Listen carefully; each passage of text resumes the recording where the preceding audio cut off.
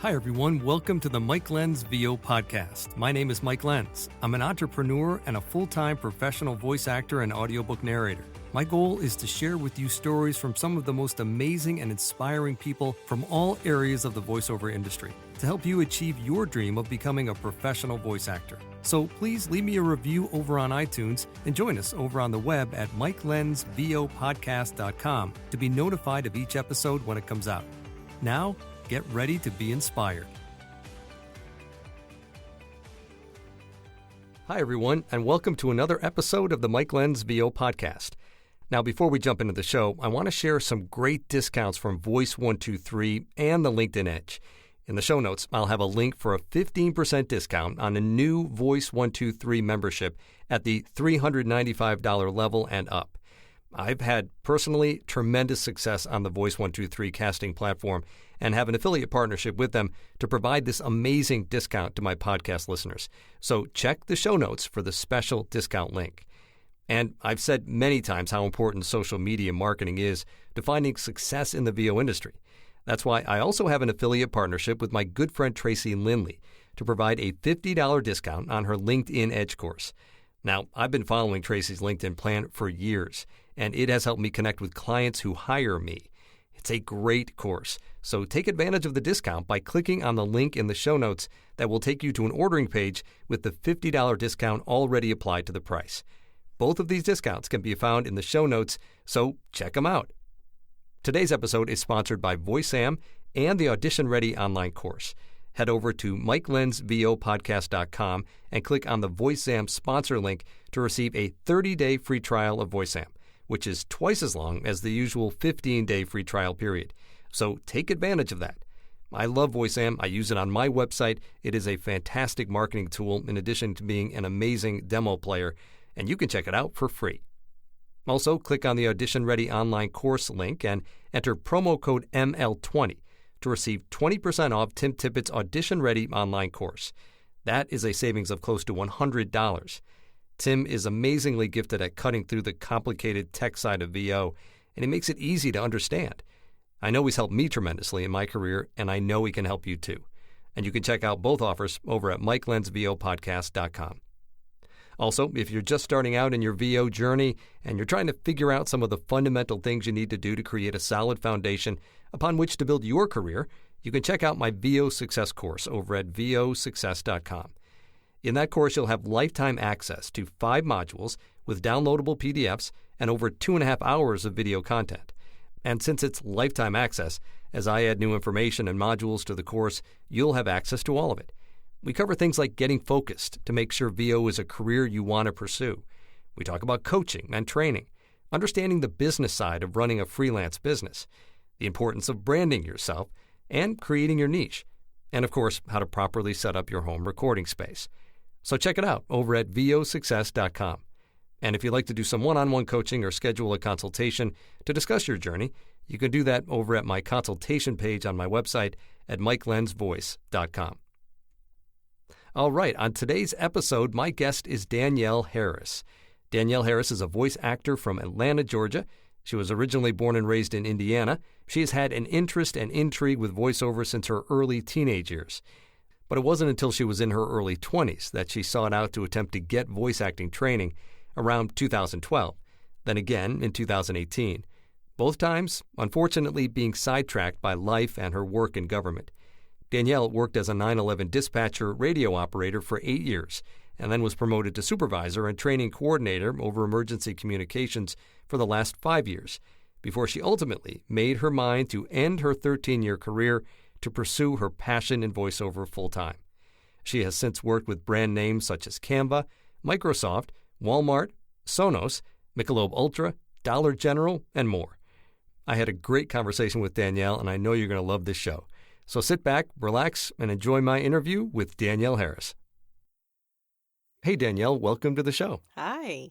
Thanks for having me. Oh, I'm glad you're here. I know we met on social media. I know we follow each other on a couple of different platforms, and we had a nice interaction on TikTok, and we'll talk about that as we get into the interview. But I'm like, yeah, I want to get Danielle on the podcast because I thought you would be a fantastic guest. So I'm so glad that you're here with us and that you can share with my listeners today. And usually how we start is with having you tell our listeners about your journey. I know you kind of had a little bit of a start and stop beginning to your VO journey. So fill us in. How did you get involved in VO? How did your journey start and where did it take you? Man, that's always a tough thing to answer when people ask because there's nothing. I mean, I'm a Christian, so I believe it came from God.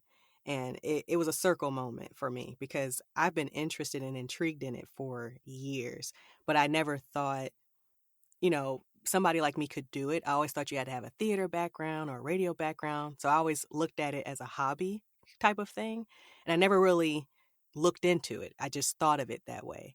But I know a couple years ago, man, probably like 10 years ago, actually, I went online and I looked it up and I remember there was this, I can't remember for the life of me, the name of the lady that was coaching.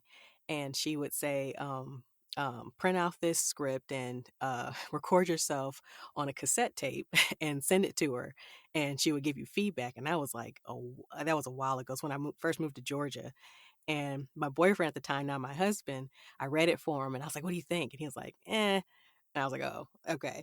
So I just went about my way and just continued doing what I was doing in my job. I worked in government and kind of forgot about it. And then I got promoted and I started thinking about it again. And I reached out to somebody that I can't remember. I think his name was Tommy. And he was a coach from like a Voice 123 voiceover coach. And I reached out to him and he had me fill out some information, but he never got back to me. So then I forgot about it again. And I continued to keep doing my work. And I got pregnant with my daughter and I had her in 2020, August 2020. And I was just at a point of my life. I was just very dissatisfied. You know how it goes. And during my maternity leave, I was just thinking, I was like, I've been in this line of work for, 13 years, very dissatisfied, depressed, and, just dreading continuing to do it. But I'm like, if I go and do something else, it has to be something I want to do, something I enjoy. Because I did very well for myself doing something that I didn't even want to do. So I'm like, well, what would happen if I did something I actually wanted to do and I had a passion for? How far would I go? How would I feel? Because being younger, it's all about money and making money and everything. And money's not everything. It really isn't. There's a purpose to it, but it's not for your joy and it doesn't change the way you feel. And I was like, I want to do something I'm actually interested in. And I remembered it was like 2 days after Thanksgiving and I was just sitting around with family and we were laughing and joking and just voiceover popped in my head again out of nowhere, absolutely nowhere. And I was just thinking about it all night and I couldn't sleep. And I was like, I need to look into this, like seriously look into it. So the whole month of December, every single day, I researched, I joined groups, I got created profiles, I did all this stuff. And I was like, oh, this is a full-time job. Like it's not a hobby. It's a real career line of work. And people from different walks of life can get into this. And that's all I needed. Now I got training and it went from 0 to 100. And the biggest obstacle was kind of explaining it to my family because they didn't know anything about it. I was still learning about it. I didn't know how to explain it to them, but I knew I was going to do it, And I'm a very passionate person. When I set my mind on something, that's it. I'm doing it. Mm-hmm. And they knew that about me. And I got training and I started, it was really important to me that I got experience if I could. I really wanted to know, while I was getting training and while I was growing and, while I got the go ahead that it got experience actually doing work for a client because I think I had a little bit of a PTSD through college and going to college and spending all that money and not having any experience and then not being prepared for when I got work.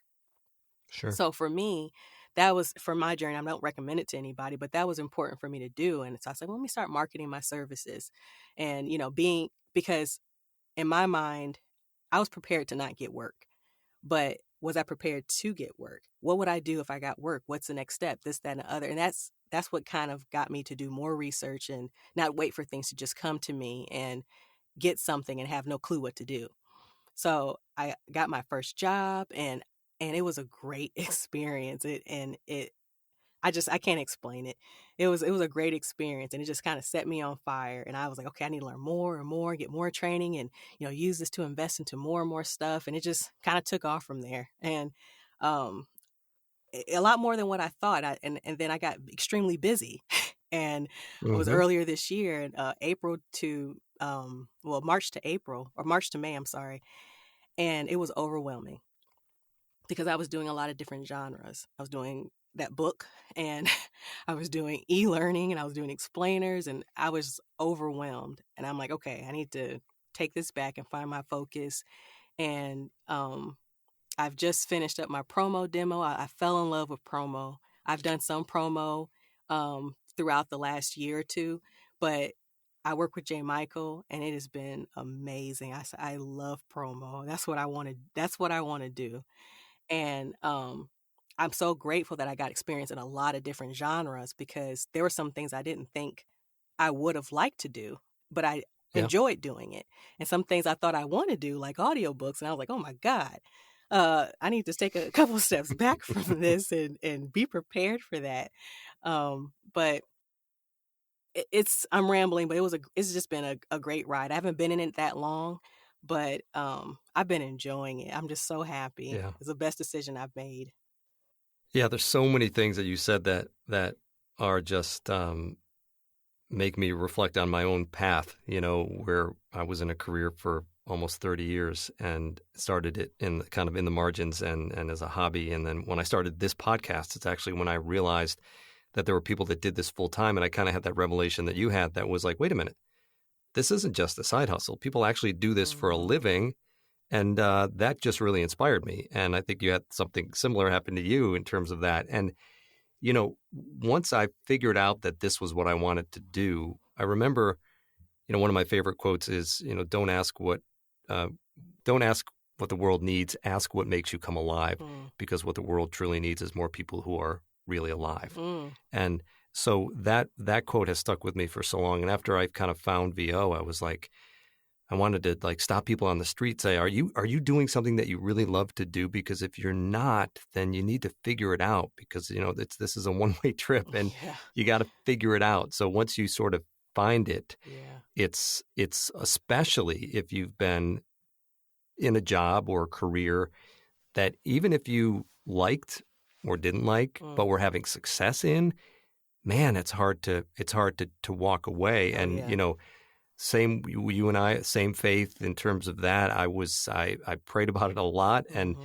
and finally, I think it's Hebrews 11:1. Mhm. Confidence in the things that Mhm. you hope for, and assurance of the things you haven't seen. And Yes. I'm paraphrasing, but the kind of at some point you have to kind of say, I'm going to go for it. And that's what we were talking about in that TikTok video. It was like, Mhm. I struggle with that, telling people, I just go for it, because I'm not telling people to throw caution to the wind, Right. because you and I both did a lot of research and we just applied ourselves Mhm. and took the tools that we already had Mhm. and applied them to a different career path. And then that led to a level of success that we're both enjoying. And I think that's really important. So let's talk about that a little bit, Mm. because you referenced that. And what I'm talking about is we did a little, I think, Danielle, we don't really know the lingo, but I think Danielle stitched a YouTube, I'm sorry, a TikTok video that I had done about um, struggling between telling people to just go for it and versus telling people to just hold your horses and Mhm. do a little bit of coaching first or Mhm. understand. And she stitched on top of that saying, look, research the industry. Yeah. Make sure you understand that this is really a business. So talk a little bit about that. Well, I love business. I went to school for business. I have a master's in business, and I have a very much of a business mindset. And that was one of the first things I learned about this industry, is that this is business and it's acting. And if you can, maybe I grasp it differently, but when I heard that, I was like, oh, I need to understand this industry. You know, Mm-hmm. Anybody that works in any industry, whatever industry you're in, you need to know your industry. You need to know, understand what's expected. You need to have a real grasp of what you're getting yourself into. So that, like I said in that TikTok video, all the dust settles and you Yeah. see you really want to do this because, business is no joke. There's no guarantee. There's no guarantee with anything. You could be a great talent Hmm. and it won't matter, if you don't understand how to get the best out of it. And I knew I was like, I'm going to progress in my skill. I'm going to get training and become a better talent. But that mindset, that growth mindset, the fact that in the beginning you're going to be doing a lot of this by yourself, that that part, I think sometimes what I've started to see, a lot of people don't really grasp. And that's even with family and friends that are, oh, you're doing it. Oh, wow. I always wanted to do that. And I wanted to do this. And I'm like, you have no freaking clue, that it's a Hmm. lot more than that. And just taking back from even my past industry in government, I was at the point when I was leaving, I was a supervisor and a training coordinator. I did a lot of interviews for people, and in that line of work, as well as what I did in public safety, a lot of people really didn't know what we did. They thought they knew, but they didn't really know. And so I would always ask people in interviews, I'm like, what do you know about what we do? you know, and they're like, oh, I can tell they just Googled something really quick. And I'm like, they have no clue. And I would feel I would feel conflicted because I'm like, if they knew what this was, would they still want to do it? You know? And if we give them this opportunity and they get into it, it can really change them for the worst. Right. And I felt the same way as I've been doing this for a while. I'm like, I feel the same way. Do you encourage somebody to say, yeah, do it, go for it? Or do you tell them, do some more research? Really find out if this is what you really want to do, you know? Talk to more people, maybe people in this industry should share more visually what we do because people are visual people. Because that's the same advice I would give people from my old industry. I would like do ride-alongs, come and sit, talk to people, see if this is really what you want to do because it's something, you know. And I just feel the same way about this. And I think anybody that cares about what they do would recommend that to people. I don't want to push the glamour to everybody, because I understand to some degree because I was so fascinated with it. But the difference was for me is the more I found out, the more excited I got. And that's even with the hard stuff. That's even with the challenging things. That didn't push me away. And in my opinion, if you're at that point, you're finding out more and more, but you're still excited about it, you still want to do it, then yeah, go for it. But if you haven't done any of that and you're still stuck on, the cartoon characters you grew up listening to and the voice actors you've learned that did the voices for a lot of things you grew up listening to, and you're like, oh, I want to do that too. And that's as far as you've gotten. I don't Right. know if I can really. Don't go buy your microphone just yet. Right, right. And that's kind of what I was saying in that TikTok. Yeah. And it makes so much sense because um, the allure is great Mm-hmm. because I get to work at home. I get to make my own hours. All I need is a microphone and a computer, and it's alluring because of all those things. Mm-hmm. Which that's all true. I came from a retail background where I owned a brick and mortar store, so I had to be there, every day. So it was appealing to me to know that I could make my own hours and I could pick our kids up from school and drop them off and stop in the middle of the day and go do something if I wanted to. That was very appealing to me. But the thing that most people miss in the beginning, and I think it's really important to reemphasize, is the business aspect. Because I will tell you that now that that I'm busy and you're busy, that I would think you would agree with me that a large part of my day is managing my career as opposed to, hunting and pecking for jobs. I'm trying to manage a career and manage a career path and growth. And that entails, a lot of things besides just talking into the microphone. And Yes.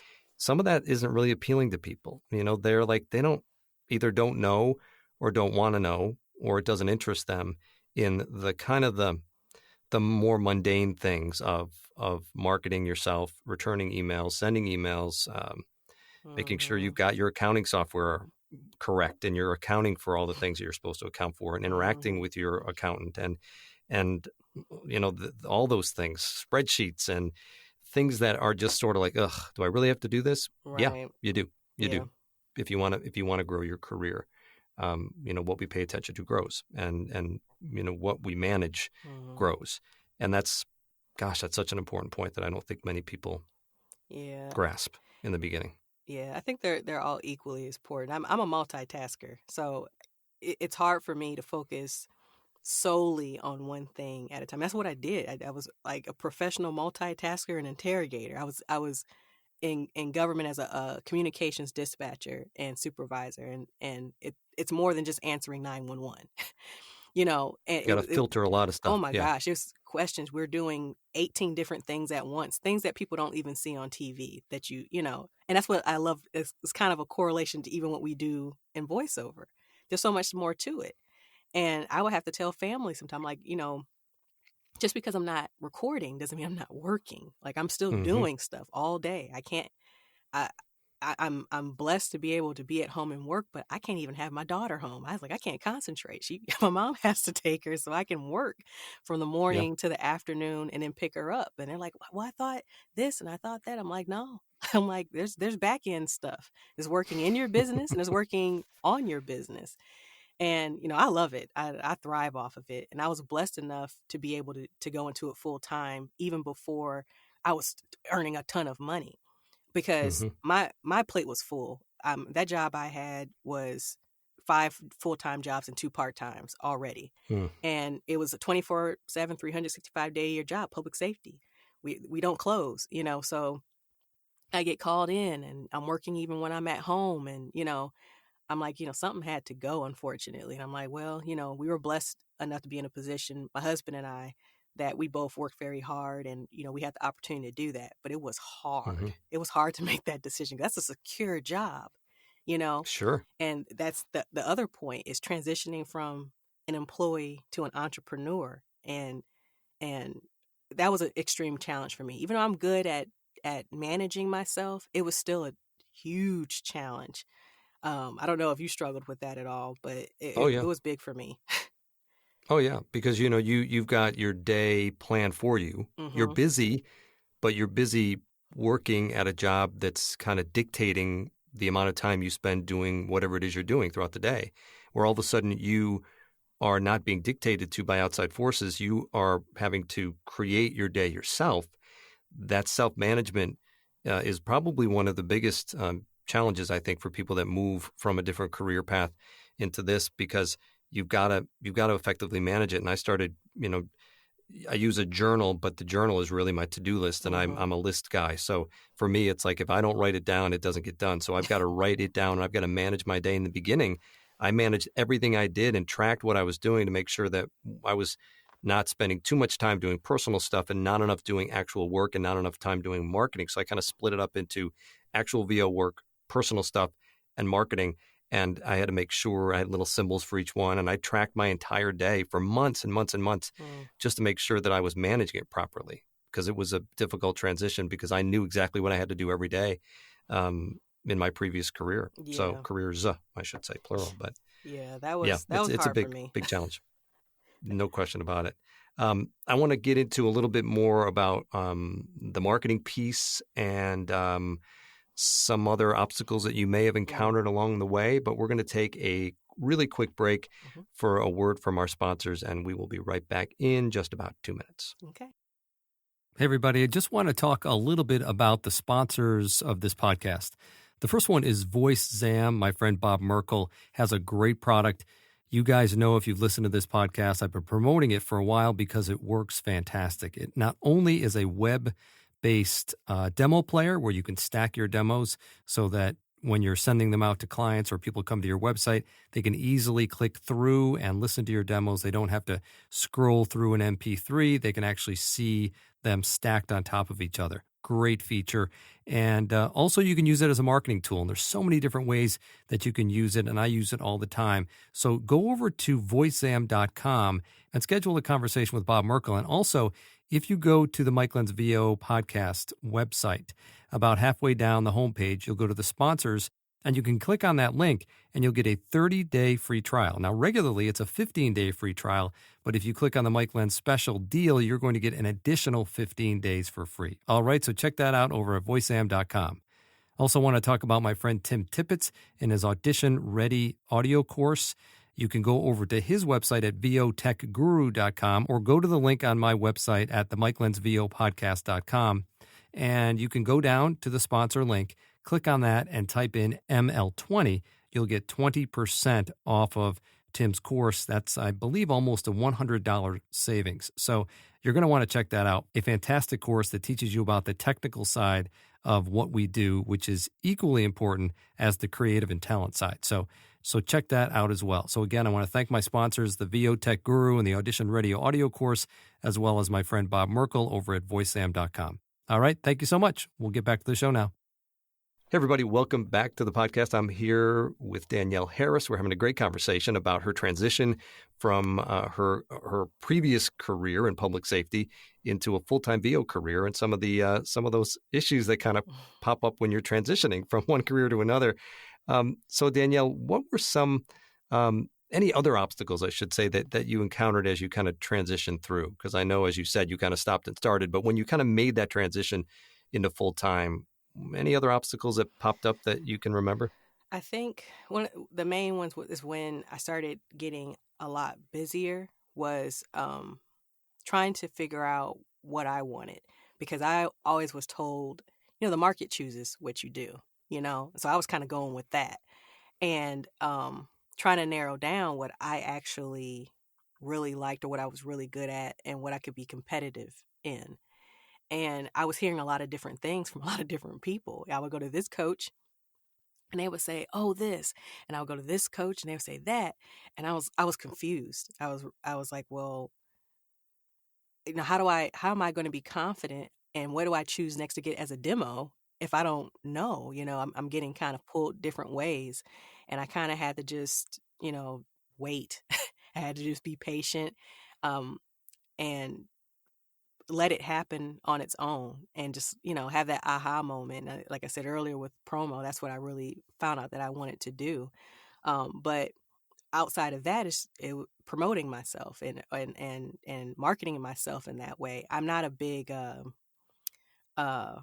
person. Like I was one of those people who go to the mall and like somebody's like, "Oh, hey, come here, let me talk to you for a second." I'm like, "Oh God," I hated that, and I always kind of thought of marketing in that sense, so I kind of like shied away from it a little bit, and I think that was my struggle outside of managing myself, which I was okay at, but it didn't go the way I kind of wanted it to. It was the direct marketing. It was marketing to people and not sounding like a robot, and being myself, but getting all the information I need to get out to them and very little information, and not sounding desperate, Mm-hmm. that's still a challenge. I'm still strategizing with that a lot of times, but that has been a challenge for me because it's outside of my comfort zone. But I believe you have to do that to grow. So, and you have to direct market. You have to market yourself.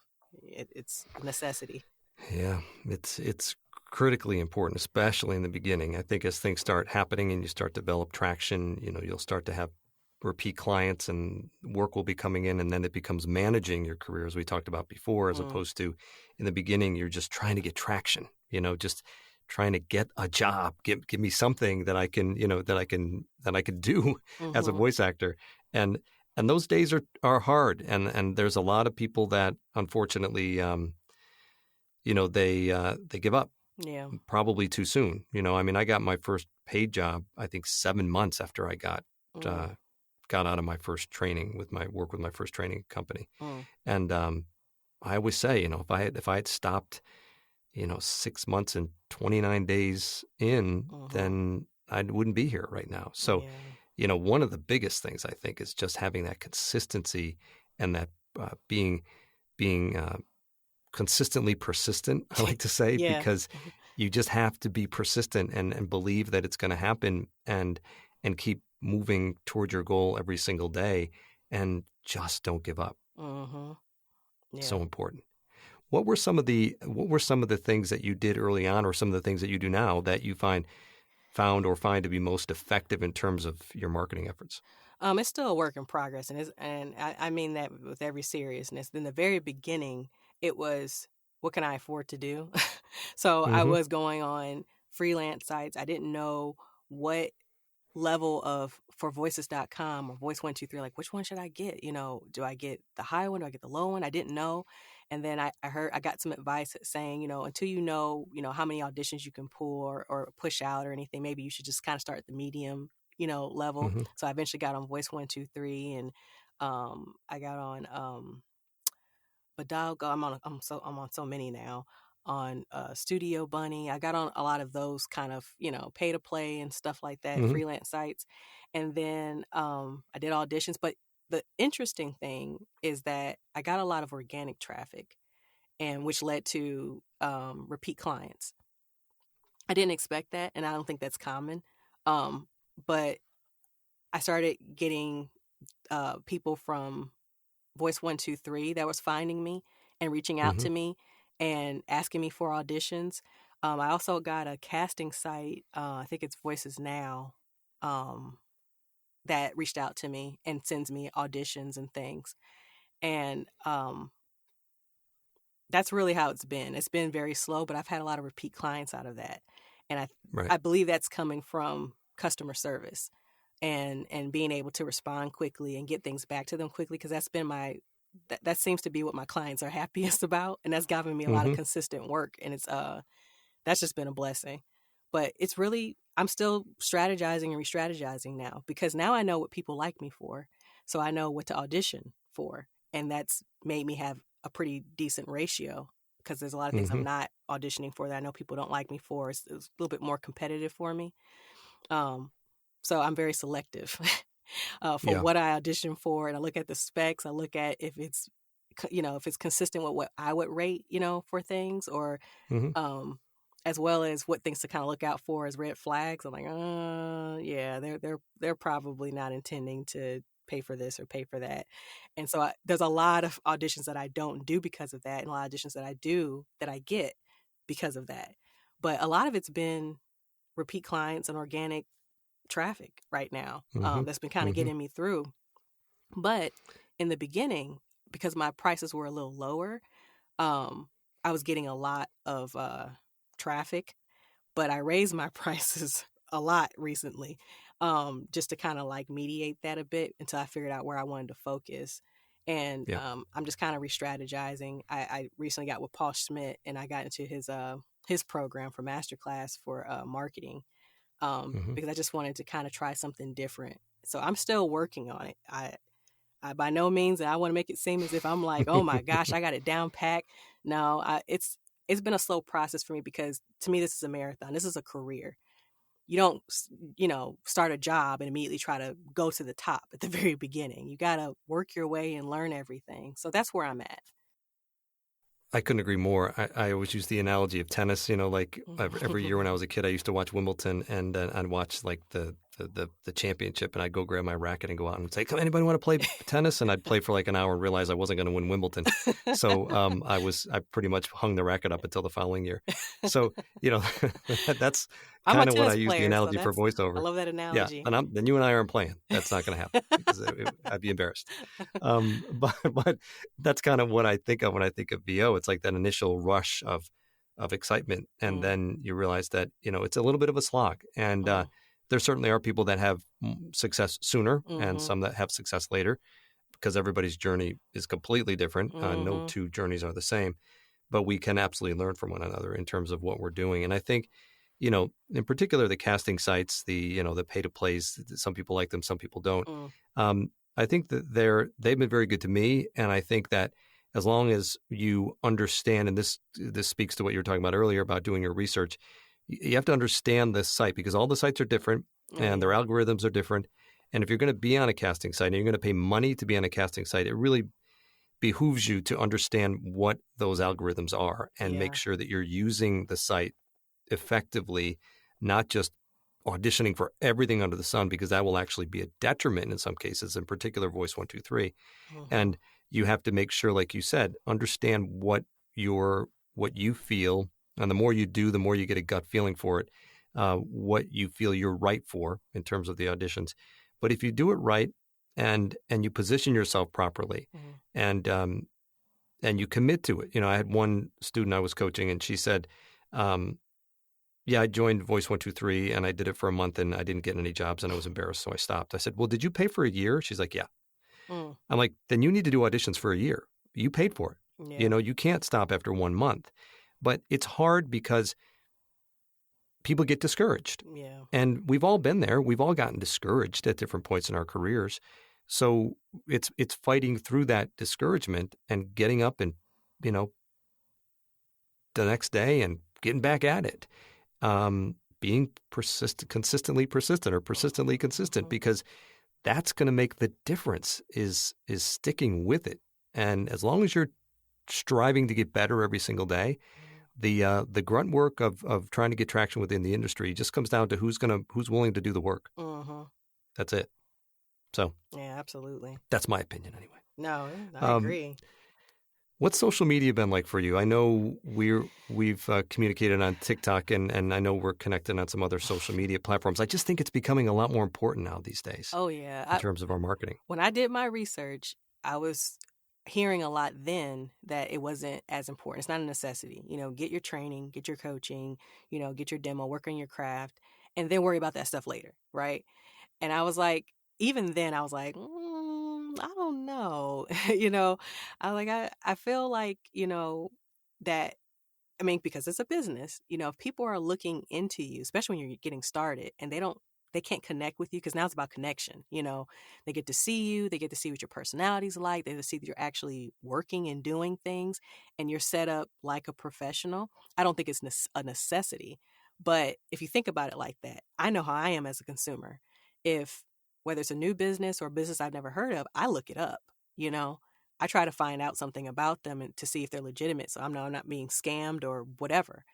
And if they're connected to other people, if I go on LinkedIn, are they connected with legitimate people, for legitimacy, just to have something. And I didn't start with it immediately. I kind of got it. I didn't really go live with it. I kind of finessed it a little bit after a while, but it was hard for me because I was very private. I am a very private person, and I didn't know what kind of information to put out there. I didn't know, what I should show, what's professional, what's not professional. So that was a challenge for me, but it's still a challenge, and I'm trying to get comfortable with it and get out of my comfort zone with some things without sharing too much. I mean, I know some people do it, and I think it looks great when they do it, but I'm really uncomfortable with doing it. I'd rather keep it professional and just keep it VO related across all the platforms and just be consistent like that. Because that's just my personality. That's what I'm used to working in government. We couldn't put anything out because, we can make the company or the agency look bad. So we had to be very selective about that. So I think that's still kind of hard for me to detach from that mentality. So, I just try to stay with, VO. But I do think it's important because people want to connect with you more. And I've had a lot of people that I've worked with that I know looked me up and they said, we like your personality. I'm like, how do they know my personality? They haven't talked to me. And then like, oh, we looked at your stuff and we follow you on here. And, we want to work with you. And we see that you actually have a studio and all that kind of stuff. So, I think it helps. It's not necessary, but I think it helps make you show that you're actually doing it and that you're serious about it, And I think people try to convince themselves that it's not as important, but it really is. You have to put yourself on the other side. Yeah, I think it's becoming more important as time goes on. I think that I know for a fact in the audiobook world that it's become more important because a lot of times producers will want to work with somebody that has a pretty strong social media following, so they'll be able to promote the book. And I think that also, making sure that you have somewhat of a game plan in place. Gary Vaynerchuk says, document, don't create. He says, just document what you're doing. And I agree with you. I don't try not to put a lot out there in terms of, I know some of these TikTok people, they're just literally like their whole entire lives are just out there for the world to see. And they've got a lot of followers, they're probably making a lot of money, but that's, my focus has been on just trying to give good advice to people that are kind of getting started in the VO industry and just sharing stuff along the way. And I think that you're absolutely right that there are producers and potential clients out there that are going to look at that. Everybody does.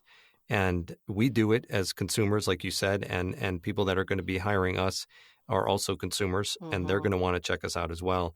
And putting yourself out there in a way that's mindful, not haphazard, but mindful, I think has become a really important piece of what it is that we do. Not only the networking component of connecting with people who can hire you, but also just putting yourself out there in a professional way, showing what it is that you're doing and sharing that. And then what comes of that, usually is positive, Right. because you're going to find people, as you did, that are going to follow you and realize, oh, okay, she's recording from this professional studio. All right, she's actually a pro, and I can be confident in hiring her that she's going to be able to do a good job for me. So yeah, I think it's important. I think we have to be careful not to get sucked into the social aspect of social media. Yeah. And make sure we stay focused on it professionally. But I Yeah. think it's an important marketing piece. And, I wanted to mention the funny thing was that was another reason why I kind of fell in love with voiceover, because it was so mysterious about who did that voice and, who's doing that. They sound familiar, because I remember like in the early 2000s when I started like getting into the internet and trying to find people that did voices for things I grew up with. That box would come up with a figure and a question mark with their name underneath. You didn't know who these people looked like and who they were. And I love that. I love that about it. I love to be behind the scenes. And now it's just like, it's not like that. People want to see who you are. They want a picture of you. It's Oh, yeah. crazy. It's different. It's not what, it was for me back in the day, that allure that it had. You kind of have to do. It's just another form of marketing.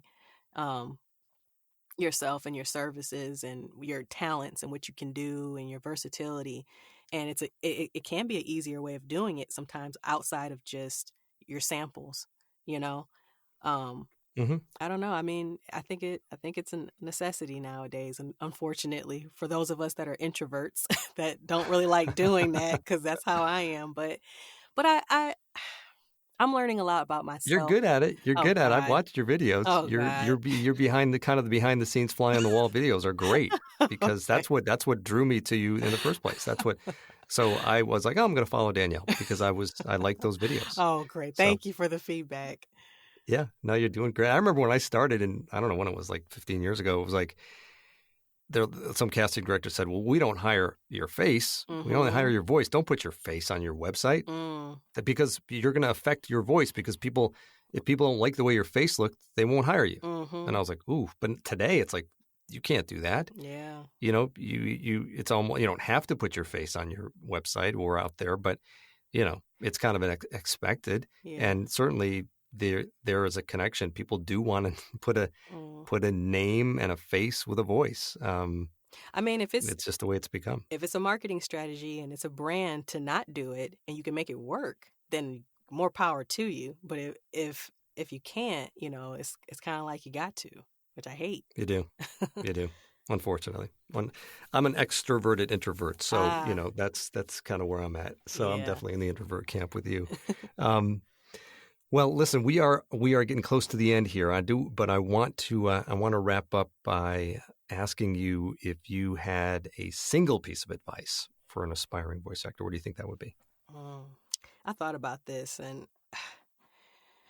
I mean, besides what kind of brought us together with researching the industry and everything, I think maybe along the lines of that is really figure out what you determine as success. Some people are wrapped around success with money. Some people it's just doing something you want to do. Figure that out before you get into this as well, because I think it'll put things in perspective and give you better expectations about what may happen, what may not happen, and it'll help you maybe stay more consistent. For me, it's about passion. It's about doing something I actually want to do for the long haul, forever, as long as I possibly can. And because of that, my sole focus wasn't, I got to make this amount. I got to make this amount. I got to make this amount. It has its purpose in the business to, reinvesting back into it, but it's not for the money, Right. And that's been keeping me consistent. It's been, whether things go my way or way I would like it to go, it's keeping me consistent because I'm happy and I'm doing something that's fulfilling and that I'm enjoying. And I feel very confident that things are going to be fine and going to get better because of that mentality. You know, it's working on your mind, I guess, before you get into something, I guess. That's would be my best advice I could give, I guess. I'm sorry. No, and that's fantastic advice, because when we're doing something that we love to do, and that makes the hard work easier, and it makes the hard work more fun, because even when it's hard, it's fun. And if you're in a career or a job that you don't like, the stuff that's hard isn't fun because you don't like your job or you don't like the career, even if you're successful at it. So there's much, much more to life than just the amount of dollars that you make in a given year. Obviously, money's important, and it's, there's certain financial goals that I set for myself every year, and that's part of, how I motivate myself. But the reality is that doing something for your living that fills you up and gives you joy and allows you to live the life that you want to live is about as good as you're ever going to get in this world. And I couldn't agree more that that's got to be such an important piece when you're trying to decide what it is you want to do with your life. Right. Absolutely. No question about it. So, listen, it has been awesome talking with you. Before we wrap up, where can people find you? What's the best way to find you, Danielle? I'm probably most active on Instagram and then my website, but my Instagram is danielleharris.vo and my website is danielleharrisvo.com. Perfect. Love it. Well, listen, thank you so much for coming on the podcast and sharing your journey with my listeners, and I wish you continued success on your journey. Thank you. You too. Thank you so much for joining me today on the Mike Lenz VO podcast. Head on over to MikeLenzVOpodcast.com for links and recaps of each show. Catch you next time on the Mike Lenz VO podcast.